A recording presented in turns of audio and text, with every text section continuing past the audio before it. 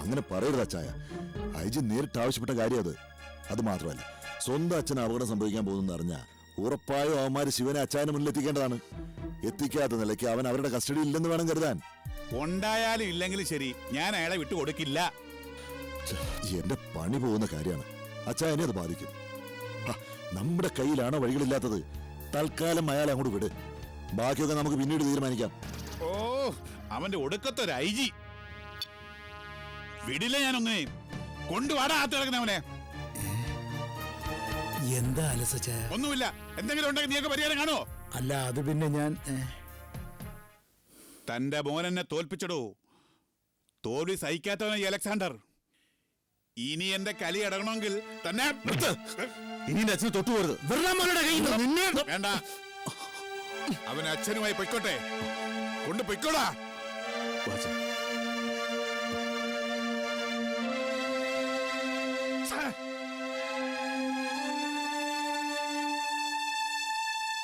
പ്രൊഫസറൊക്കെ തുറന്നു പറഞ്ഞെങ്കിൽ അത് അദ്ദേഹത്തിന്റെ മാന്യതയായി കണ്ടാൽ മതി.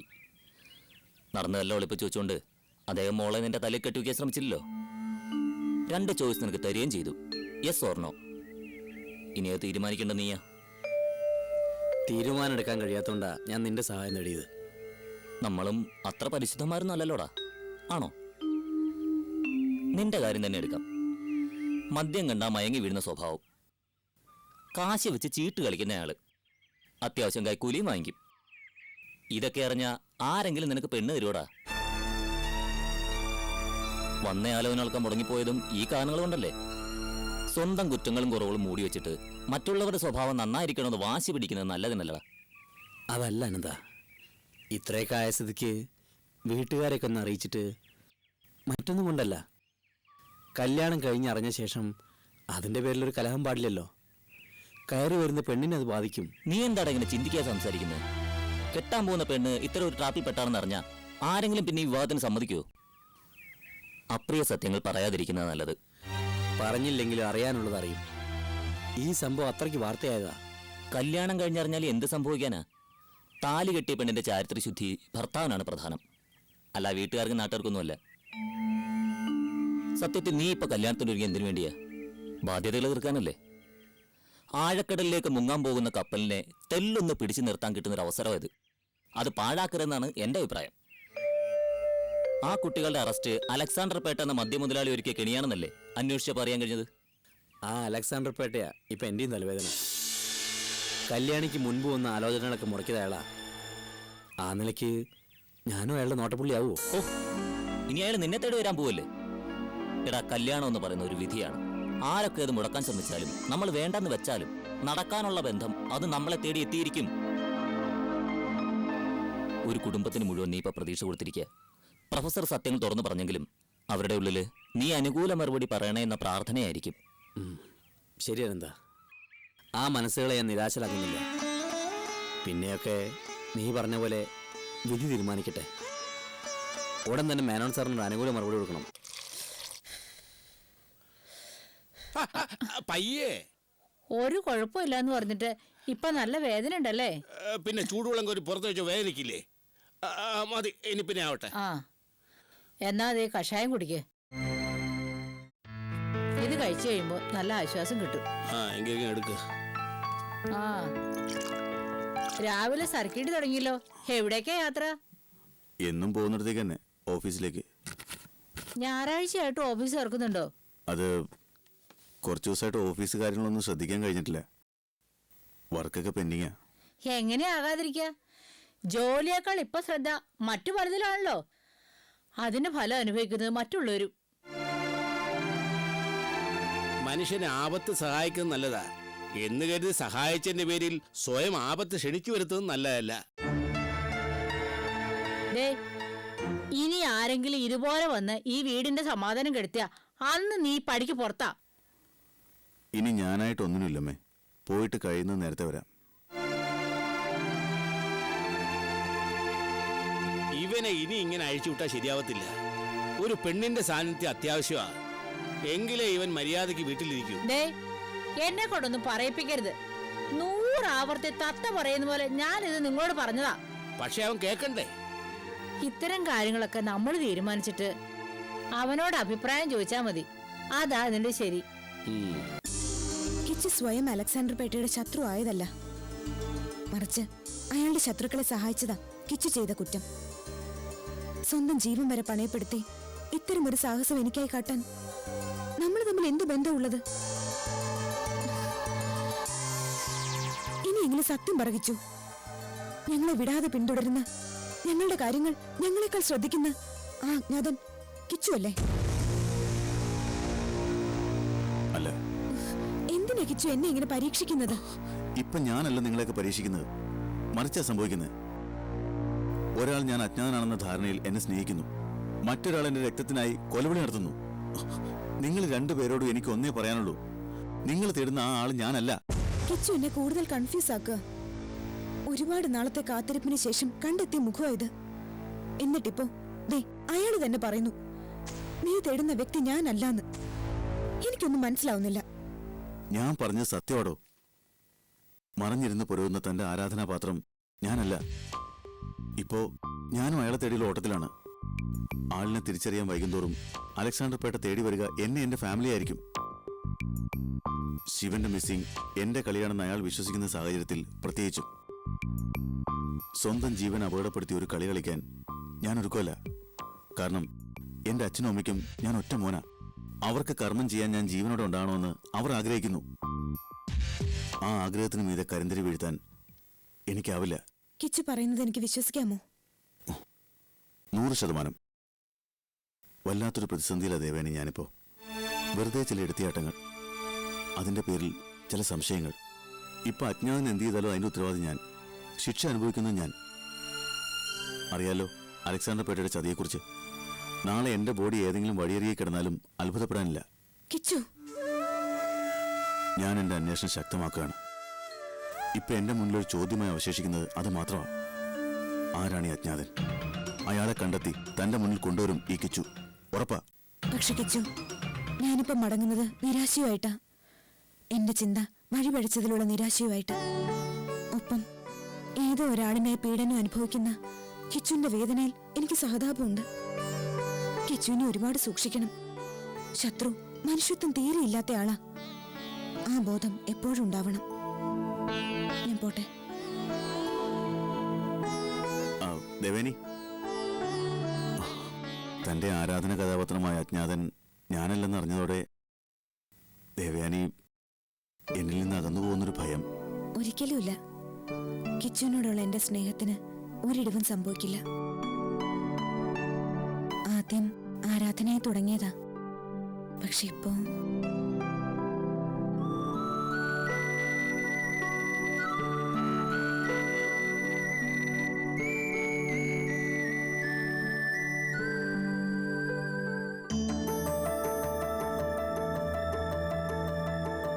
സാറ് പറഞ്ഞൊക്കെ കേട്ടിട്ട് ഞാനൊരു അന്വേഷണം നടത്തി. പലരും പല അഭിപ്രായം പറഞ്ഞെങ്കിലും എനിക്ക് മനസ്സിലായി ഒക്കെ അലക്സാണ്ടർ പേട്ടയുടെ കെണിയാണെന്ന്.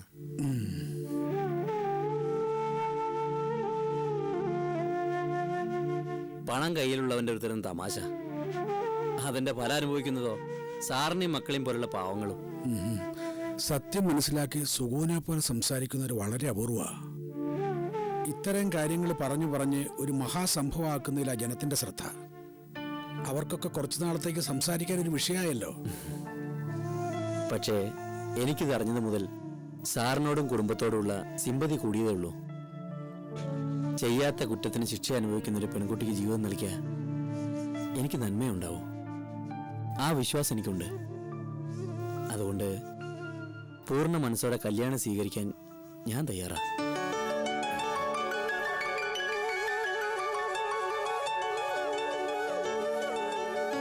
വീട്ടുകാരൊക്കെ അറിഞ്ഞിട്ടാണോ സുഖു ഈ തീരുമാനം എടുത്തത്? അതെ, ആദ്യം എല്ലാവരും എതിർത്തു. അത് പിന്നെ സ്വാഭാവികമാണല്ലോ.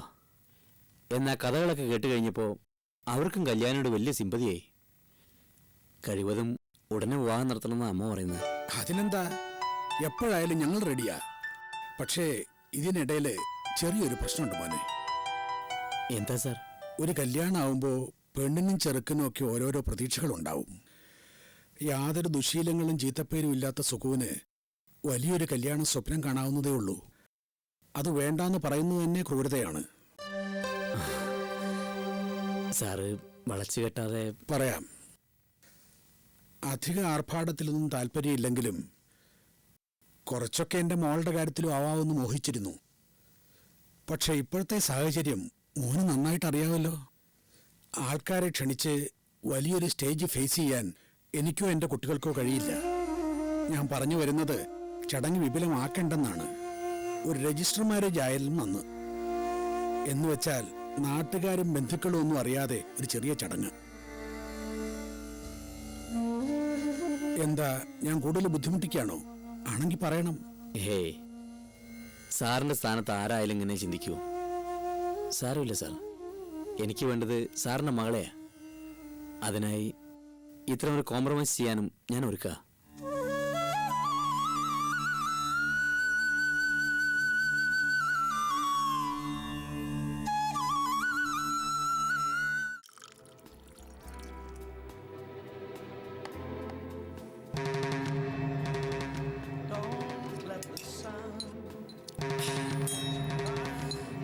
ഞാൻ സമ്മതിക്കോ ഇല്ല എന്നുള്ള പേടിയോടെയാ മേനോൻ സാർ രജിസ്റ്റർ മാരേജിന്റെ കാര്യം എടുത്തിട്ട്.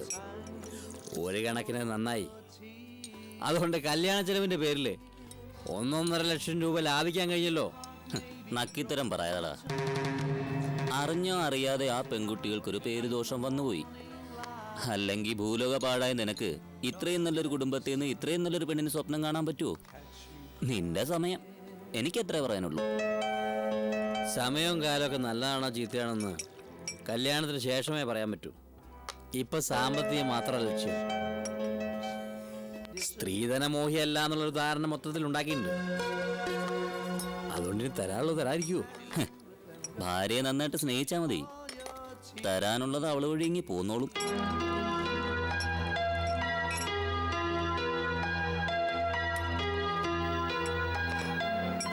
വേരിക്കുന്നു മുതല്.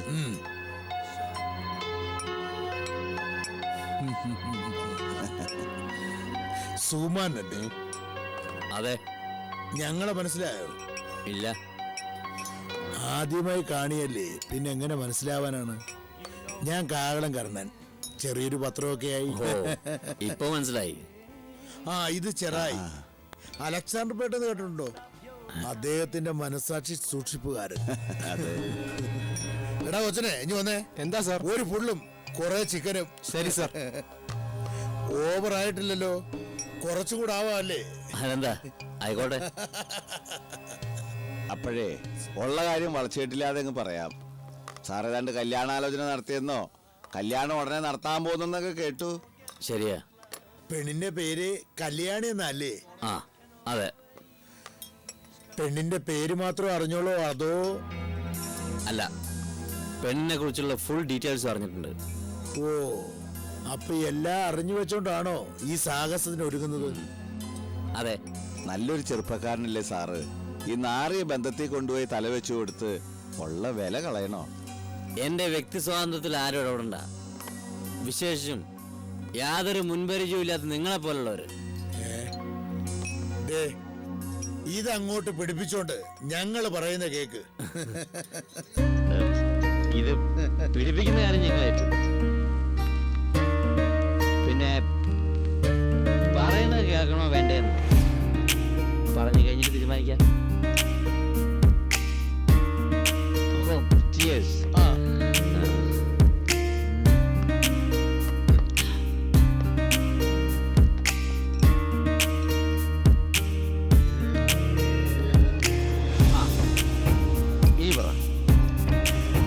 ചിലരുടെ സമയം തെളിയുമ്പോ അവർക്ക് പണം വെറുതെ കിട്ടും.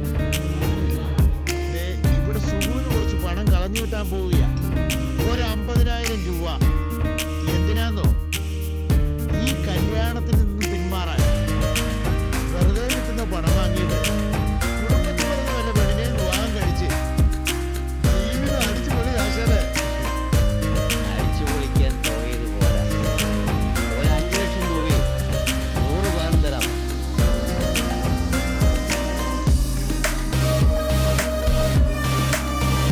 നിങ്ങൾക്ക് തരാൻ പറ്റില്ലെങ്കിൽ നിങ്ങളെ മുതലാളോട് ചോദിക്കേ. ചിലപ്പോ അദ്ദേഹം തരുമായിരിക്കും. തലയ്ക്ക് വെളിയിലാ സംസാരിക്കുന്നത്. അതോ ഇയാൾക്ക് കേട്ടില്ലേ? എന്റെ തലയ്ക്ക് വെളിവില്ലെന്ന്. ഈ ഫുള്ള് വെള്ളം മിക്സാതെ കഴിച്ചാൽ ഈ ജ്യൂസ് ചെയ്യാനായിരിക്കും. പറയാൻ നല്ല വെളിപാടാ. കല്യാണി ഞാൻ വിവാഹം കഴിക്കുമ്പോ എനിക്ക് അവര് തരുന്ന തുകയാ ഞാനിപ്പോ പറഞ്ഞത്. ഇപ്പൊ എനിക്ക് ആ തുക വളരെ വളരെ അത്യാവശ്യമാ. ആ തുക തരാൻ നിങ്ങൾക്ക് കഴിയില്ലെങ്കിൽ ഈ സൂ കല്യാണിയുടെ കഴുത്തിൽ മിന്നു കെട്ടും. അല്ല എന്താ? പിന്നെ അല്ലാതെ. ആ തുക തരാൻ പറ്റൂല്ലേന്ന് മുതലാളിയായിട്ട് കൺസൾട്ട് ചെയ്തിട്ട് ഒരു 2 ദിവസത്തിനുള്ളിൽ അറിയിക്കണം. 2 ദിവസം കഴിഞ്ഞു പോയാൽ പിന്നെ കേട്ടുറപ്പാ. പെൺകുട്ടിയുടെ പാശ അല്ല ചേട്ടാ എന്റെ പ്രശ്നം, പണം തന്നെയാ. അപ്പോഴേ ബില്ലൊന്ന് പേ ചെയ്തേക്ക്. ഏതായാലും പരിചയപ്പെട്ടതല്ലേ, എന്താ പിന്നെ ഇതുകൂടെ.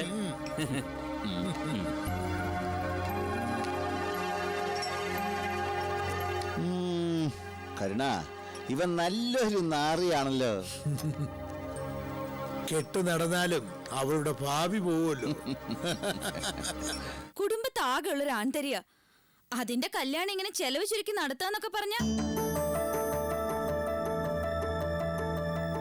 എന്തൊക്കെ പറഞ്ഞാലും ഇത് മാനക്കേടാ സുഖു.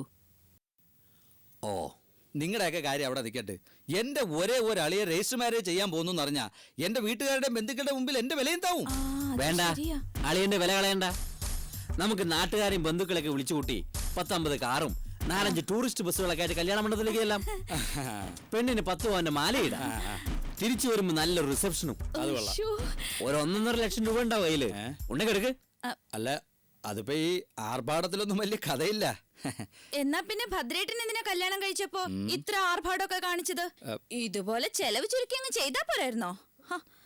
അന്ന് ഭദ്രേട്ടന്റെ കയ്യിന് ചെലവായതേ 1-2 അല്ല, രൂപ 1 ലക്ഷം ചെലവായത് അല്ലേ ഭദ്രേട്ടാ? കാലൊരു തൊഴിയാൻ വെച്ച് തരും. 1 ലക്ഷം, ബാക്കി 50,000 ആരും കൊണ്ടുപോയി? നിന്റെ അമ്മയുടെ നായർ കൊണ്ടുപോയ? അല്ല പിന്നെ ദേഷ്യം വരത്തില്ല അമ്മ.